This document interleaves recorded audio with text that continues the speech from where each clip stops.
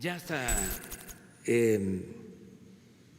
un expresidente dijo que no va a participar ahora con un grupo que se formó, ¿no?, para atacarnos, pero que sí va a participar en la revocación del mandato, que va a ser en marzo del 2022.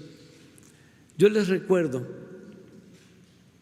de que nosotros llegamos aquí por convicción y luchamos por principios, luchamos por ideales, no por cargo. Nosotros vamos a estar aquí hasta que el pueblo lo decida. Por eso propusimos lo de la revocación del mandato, porque el pueblo pone y el pueblo quita. Yo, por autoridad moral, por honestidad, que es lo que estimo más importante en mi vida, no podría estar aquí si no cuento con el apoyo de la gente. No es de que me eligieron por 6 años y me tienen que aguantar a fuerza, no. Por eso propuse lo de la revocación del mandato, pero además propuse de que se hiciera para que... Amigos cibernautas, ¿qué tal? Muy buenas tardes. Sean ustedes bienvenidos a una emisión más de NP Noticias de la Tarde, con el gusto y con el placer de siempre de estar nuevamente aquí con ustedes. Gracias por acompañarnos, gracias por hacer clic en el amplio mundo de las redes sociales, aquí en NP Noticias de la Tarde. De verdad nos da muchísimo gusto saludarlos desde este espacio que hacemos con mucho gusto, con enorme placer de estar con ustedes. De verdad, muchísimas gracias. Sean ustedes bienvenidos. Es de verdad un honor poder dirigirme hacia ustedes, salir a cuadro y poder expresar y comentar algunos temas muy importantes, precisamente lo que estamos viviendo hoy, lo que está sucediendo en algunos otros lugares del mundo. Como siempre, transmitimos desde el puerto internacional de Coatzacoalcos, Veracruz. Coatzacoalcos, la ciudad de las avenidas, o la ciudad para vivir siempre, ¿no? Aquella ciudad que conocimos tan hermosa, tan alegre, tan jovial, de verdad ha desaparecido, sinceramente. Se lo decimos por diversas causas. Primero por el crimen organizado y ahora por lo del COVID, donde pues no solamente es Coatzacoalcos, sino en todo el país y en gran cantidad o parte del mundo, si no es que en todos lados. Nos da muchísimo gusto estar con ustedes hoy 15 de abril del año 2020. A ver, los tiempos de campaña ya pasaron. Los tiempos de propuestas de gobierno ya terminaron. Estamos en una plena etapa de contingencia, de pandemia, de emergencia sanitaria. El mundo se desgarra ante tantas y tantas muertes que hoy se viven en todo el mundo. Ya basta de seguir echándole la culpa al pasado, al adversario, a los conservadores, a los neoliberales, a los fifís, a los chairos, a mengano, a perengano, a sultano, a quien se le ocurra. Señor presidente de la República, ya basta. Es tiempo de que asuma su rol que le corresponde. Es tiempo de actuar con madurez, con sabiduría que se supone usted tenía. El presidente López Obrador va de mal en peor. ¿Cómo enfrentar la enorme crisis que estamos viviendo hoy en día cuando este señor habla de la revocación del mandato. ¿Qué tiene que ver todo eso con lo que hoy estamos viviendo? Con el temor, el dolor, la angustia de quienes trabajan en hospitales, quienes forzosamente tienen que salir a la calle a trabajar porque viven al día. ¿Qué tiene que ver la revocación del mandato cuando hoy se requiere a un presidente y a un líder enfocado en los grandes problemas que tenemos en este país, donde tan solo en 3 o 4 semanas se han perdido más de 350,000 empleos? Es tiempo de enfrentar la crisis buscando financiar a los micros, pequeños, grandes empresas y empresarios que son los que sostienen el empleo en este país, principalmente la pequeña y mediana empresa, aquella que sostiene el 80% de los empleos en este país. Y sin embargo, el presidente sigue buscando culpables de lo que sucedió el día de ayer. Sigue echándole la culpa al pasado. Hace unos días, usted lo escuchó, había solicitado una tregua a todos para unirnos en este grandísimo problema que hoy vivimos, y que incluso, usted lo recordará, Felipe Calderón Hinojosa dijo: ok, presidente, le acepto la tregua. ¿En qué podemos contribuir? Con la experiencia que también nosotros vivimos cuando lo de la influenza. Desde luego, aquella influenza, aquella enfermedad no tiene el mismo tamaño de lo que vivimos hoy, cuando hablamos de más de 150,000 muertos en todo el mundo, más de 2 millones de contagios o contaminados que amenazan todavía más la gran cantidad de muertes que se puedan sumar. En fin, al presidente le falta muchísima imaginación para enfrentar este gravísimo problema que hoy estamos viviendo. Ha resultado un presidente fanático ideológico que se radicaliza día con día aún más. Un presidente que sigue enfrascado en una lucha donde la campaña electoral ya se terminaron y donde pareciera ser que él sigue sin darse cuenta que desde su gobierno está creando una campaña permanente buscando reposicionar su imagen, cuando lo importante no es eso en este momento, y tampoco lo es si aparece en la boleta del 2021 o aparece en la boleta del 2022, cuando todo mundo sabe que el Senado, el Congreso, aprobó que la revocación del mandato será en el año 2022. Nos guste o no su manera de gobernar o su proyecto de nación, lo cierto es que López Obrador pone de cabeza sinceramente a toda la oposición, buscando siempre la confrontación. No es tiempo de eso.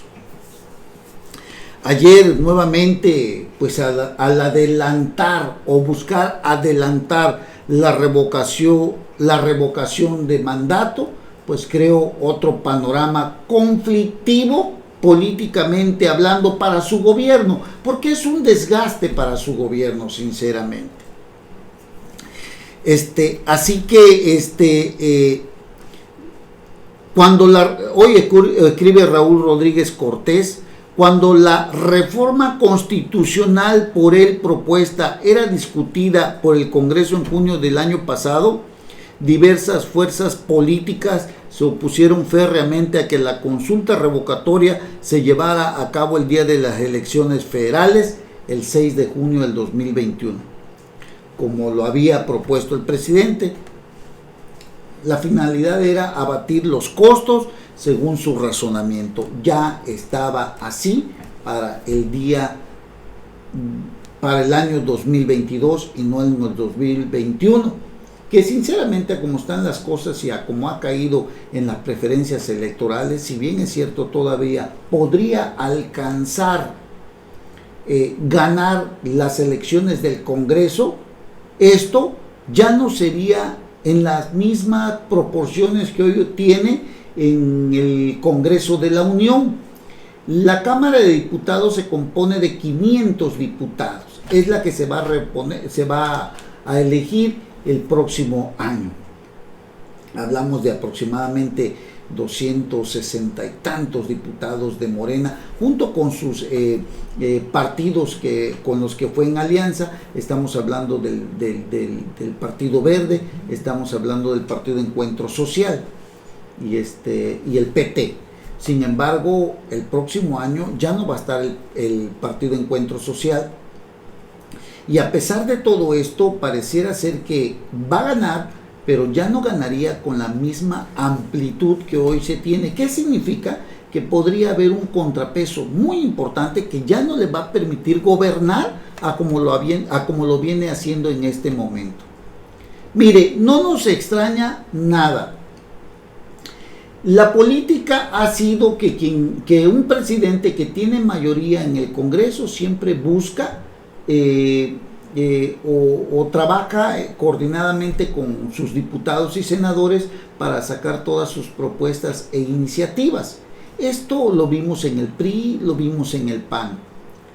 Sin embargo, lo que está sucediendo el día de hoy, esta radicalización que el presidente ha hecho con temas tan importantes, en el sentido de estar siempre buscando enfrentamientos con los diversos actores políticos o con los sectores políticos de nuestro país, polariza la situación política que hoy se vive. El presidente no ha entendido que vivimos en una etapa donde definitivamente las campañas electorales ya terminaron. Él quiere seguir trabajando o viendo esto como si estuviéramos en campaña permanente, y esto no le permite crear una visión de Estado con imaginación para combatir todo lo que estamos viviendo. Estamos hablando que no se le está dando apoyo a los micros o pequeños o medianos empresarios, ni a los grandes empresarios. No hay prórroga, no condonación. No hay prórroga para lo de los impuestos. Ya vimos empresarios que están ahorita decidiendo eso, si le pagan a sus trabajadores o pagan los impuestos. Ya vimos a Jalisco, ya vimos a Durango, ya vimos a Tamaulipas, ya vimos a Chihuahua, que quieren salirse del pacto fiscal. Lógicamente, los partidos que son de Morena, gobernados, los gobiernos que están gobernados por Morena, pues están con el presidente, ¿verdad? Pero son 5. Puebla, Veracruz, la Ciudad de México, no recuerdo qué otro estado, creo que Quintana Roo, Baja California, exactamente. Son gobiernos que son emanados de Morena y por lógica están con el presidente de la República. Esto está así porque pues nuestro gobierno pues ha perdido el rumbo, con un presidente que pues intenta convertir diariamente su gobierno en una campaña permanente. Oiga, y ante esto, lo que ayer les metió, que los hizo hacer rabietas, hay que reconocer que el presidente de la República también tiene esa habilidad de desquiciar a sus oponentes y de desviar los temas. Por ejemplo, mire, debemos enfocarnos, y creo que todos estamos en el mismo punto que estamos observando de la pandemia y de las necesidades que surgen alrededor de esto y de lo que va a causar económicamente. Estamos enfocados. El presidente está enfocado en crear confrontación política. Por eso metió lo del tema de la revocación de mandato. Esto, la verdad, originó una serie de comentarios y una serie de posiciones que pues le dijeron al presidente que ahorita el horno no está para bollos, que ahorita debe de estar enfocado en el tema de la pandemia. Pero el presidente conoce de qué pie cojean, ¿no? Y utiliza esto. Esto, él no se ha dado cuenta, pero esto le resta credibilidad a su gobierno, porque el mensaje que manda o que envía es que no está enfocado en el verdadero problema que hoy vivimos. Bueno, además déjeme decirle algo. Todo esto va a provocar un caos económico. México será el tercer país en América Latina con la recesión económica más profunda de este año, solo detrás de Venezuela y Belice, afirma el Fondo Monetario Internacional. Ante el llamado gran confinamiento que provocó el coronavirus, la producción nacional en términos del Producto Interno Bruto va a retroceder 6.6% este año. ¿Cómo nos fue el año pasado? No crecimos. Prácticamente estuvimos en una recesión. Lo que hoy vivimos, por eso cuando le hablo de que al presidente le ha faltado imaginación, es porque no sabe qué hacer ante lo que viene y lo que está enfrentando el día de hoy. Para empezar, el presidente dice que no le interesa leer el Financial Times de los Estados Unidos, no lee algunos otros periódicos. Los grandes errores que vemos en el gobierno es que el presidente pues no lee, no escucha a los expertos, no escucha a las calificadoras, no escucha al Fondo Monetario Internacional.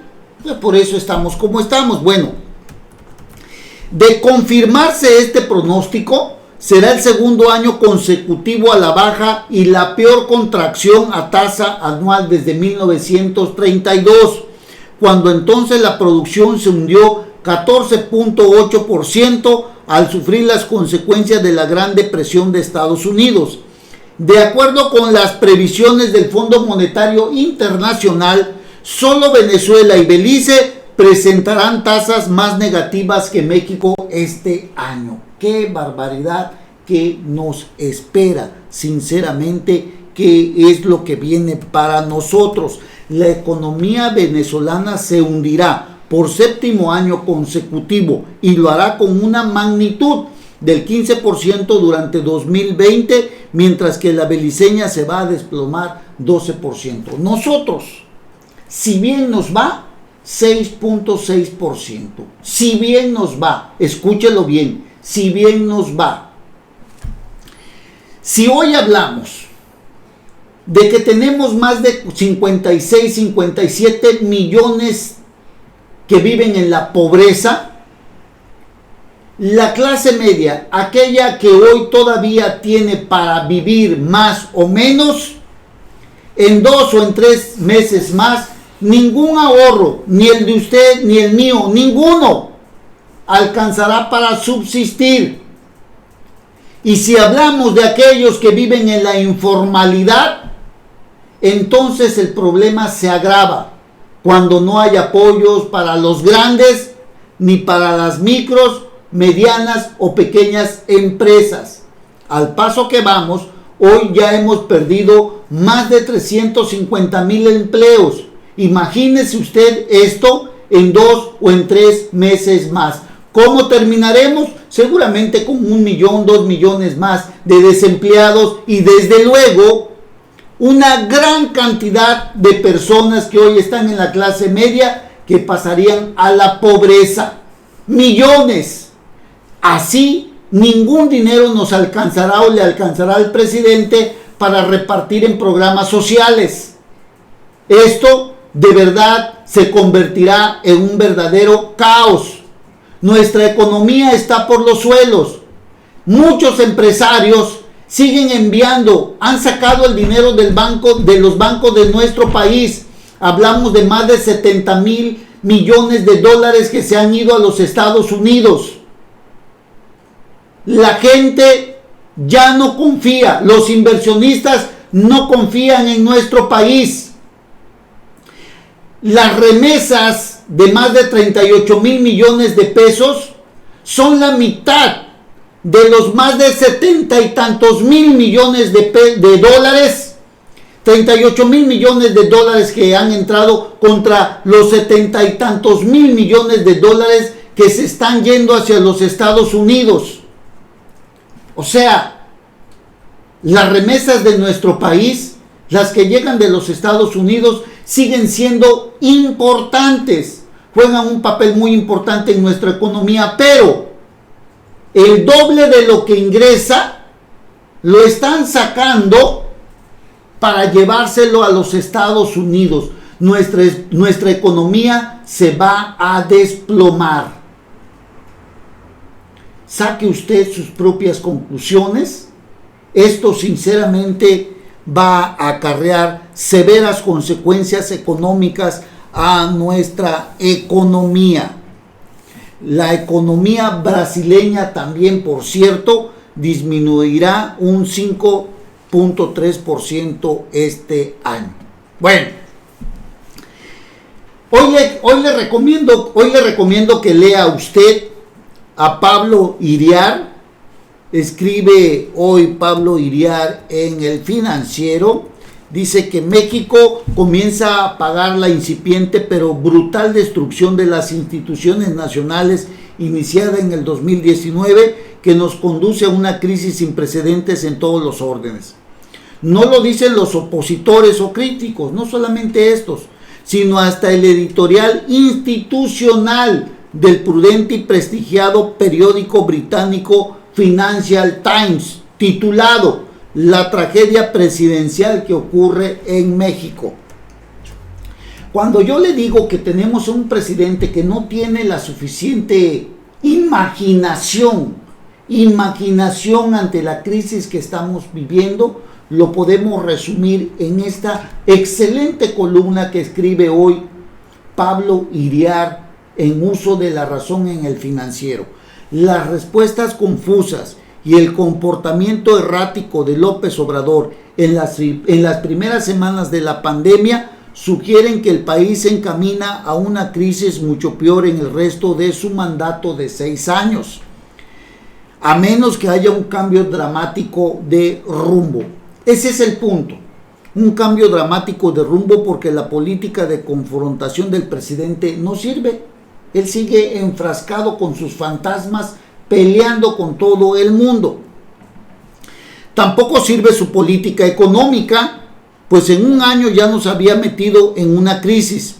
¿Se acuerdan ustedes del año pasado? Menos 0.2% con entorno internacional favorable. No crecimos. Estábamos en una total depresión antes de que iniciara el coronavirus. Frente a la avalancha que nos viene encima a todos, López Obrador solo piensa en salvarse solo y recurre a jugueteos electorales y propone anticipar el referéndum de revocación de mandato. Fíjese usted cómo el presidente pretende huir del grandísimo problema que tenemos hoy en nuestro país, poniendo en el debate, en la palestra nacional, el tema del referéndum de la revocación de mandato. Es una forma de distraer, es una forma de huir, es una forma de esconderse ante los graves problemas que tenemos con el coronavirus. La pandemia que arrastra sin insumos a los hospitales, a los médicos que están en el frente de batalla, que se quejan amargamente. Ayer lo vimos en un hospital de Puebla, ojalá tengamos por ahí el dato, donde las enfermeras y enfermeros de este hospital de Puebla se inconformaron ante la falta de insumos para tratar a los pacientes que llegan al hospital por algún caso probable de coronavirus o pulmonía, o como le llamen, atípica, ¿no? Pues ahora ya sabe usted que le llaman pulmonía atípica. Pero bueno, estos enfermeros y enfermeras de un hospital del IMSS se inconformaron ante lo que estaban o lo que están pasando, ¿no? Bueno, pues el presidente puso ayer en la palestra el tema de la revocación del mandato, buscando distraer la atención que hoy se centra en este gravísimo problema. Las elecciones federales son el próximo año y la revocación del mandato será en el 2022, pero el presidente quiere ponerla en el 2021, cuando ya se aprobó que fuera en el 2022. Así están las cosas. Lea usted la columna, muy importante, digo, no deja de ser interesante lo que escribe Pablo Iriart. Y bueno, sí, dice Carlos Loret de Mola, también está muy buena, si la puede usted leer, ojalá lo haga. Si algo ha exhibido el gobierno del presidente López Obrador es que tiene una seguridad enorme en sí mismo. Para ponerlo en términos muy mexicanos, se siente muy chingón, el más chingón del mundo. Dice Carlos Loret, a este gobierno las pandemias le hacen lo que el viento a Juárez. Nadie como este gobierno para combatirlas. Bueno, dice, el miércoles en su habitual conferencia nocturna, Hugo López-Gatell explicó, el subsecretario de Salud, ampliamente su modelo centinela de vigilancia epidemiológica y aprovechó para dar cátedra al resto del mundo con frases como: antes de que existieran los modelos centinela, lo que llevó es a un error de apreciación que persiste hasta el momento en la mayoría de los países, un error de apreciación. O atacar a los gobiernos que realizan masivamente pruebas de coronavirus, tal y como lo recomienda la Organización Mundial de la Salud, al declarar que en muchos países se sigue utilizando la idea de voy a hacer pruebas a todos, voy a detectar todos los casos y lleva a un error de interpretación. Lo dice López-Gatell, que es pensar que lo que se ve es lo único que hay. Todos los países dicen que entre mayor pruebas realices, pues es mucho mejor para detectar el coronavirus. Pero López-Gatell dice que pues es un error de apreciación. Bueno, y cierra fustigando a las naciones que no siguen su modelo, el que nosotros tenemos. En cualquier otro país donde no se están usando esta mecánica, no están reconociendo lo que no ven, que lo que no ven también existe. Pero en México sí reconocemos que lo que no se ve también existe. Una galimatías de Hugo López-Gatell la describe muy bien hoy Carlos Loret de Mola. Que hay una crisis económica por la pandemia, este gobierno a contrapelo del mundo entero no anuncia ningún plan de apoyo financiero. Todo el mundo, todos los países están apoyando a las empresas y a los empresarios. Que hay una escasez de equipo médico, el canciller mexicano dice que no nos preocupemos porque los gobernantes del mundo quieren quedar bien con un mandatario tan prestigiado como López Obrador y casi se están peleando para ver quién nos manda cubrebocas, guantes y ventiladores. Que están desplomados los precios del petróleo y hay una cumbre internacional para arreglarlo.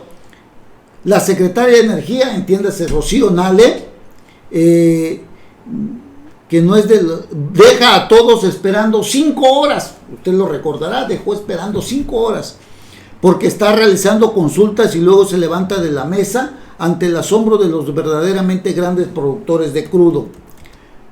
Así que, pues, ante los grandes problemas que tenemos en este país, pues ya ve lo que dice el presidente de la República, no hay apoyo para los empresarios.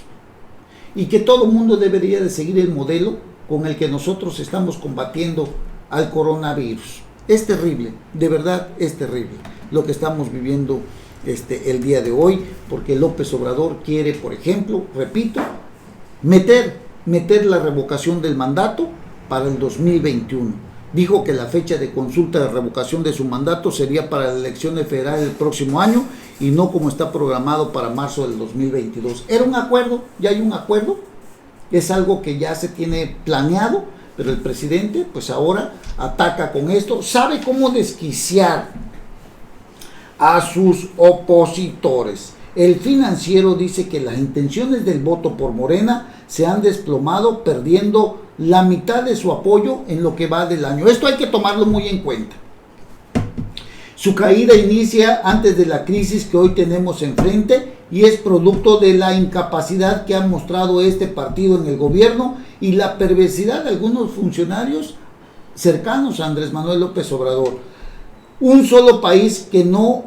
México es únicamente el único país que no ayuda, que no hay un apoyo federal para ningún empresario, ya no para exentar impuestos, ya no para perdonar impuestos, sino para prorrogar el pago de los impuestos.